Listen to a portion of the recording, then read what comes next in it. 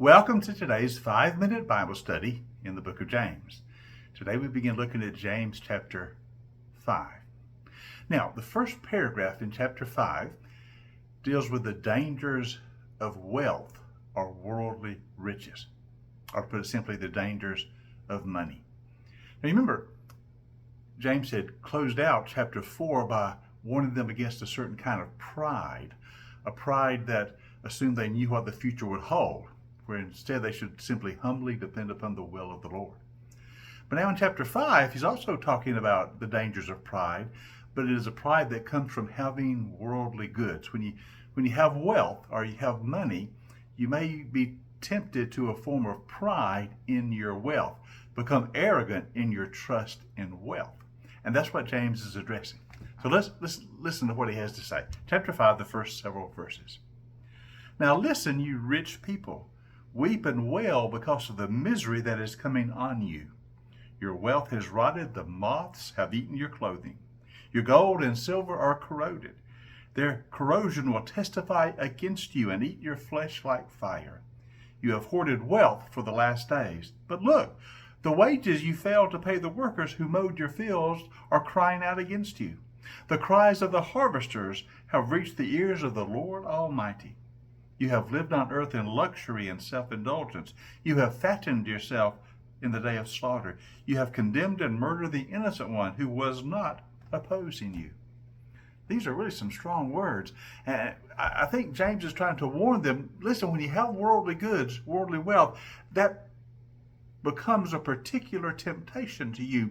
You may begin to trust in your wealth rather than the Lord. You may take pride in your worldly goods rather than simply humbly depending upon the Lord, and that will lead you to all kinds of wrongdoing. He wants you to know that money can be a temptation for you. You remember when Jesus said, you can't serve both God and money. You'll either hate the one and love the other, or the reverse. You've got to choose who is God. Is it the Lord? Or is it your money, your wealth? Jesus identified money as a particular temptation. Jesus also said, you remember when he told his disciples how hard it is for the rich to enter the kingdom of God. It's easier for a camel to go through the eye of the needle than for a rich person to enter the kingdom.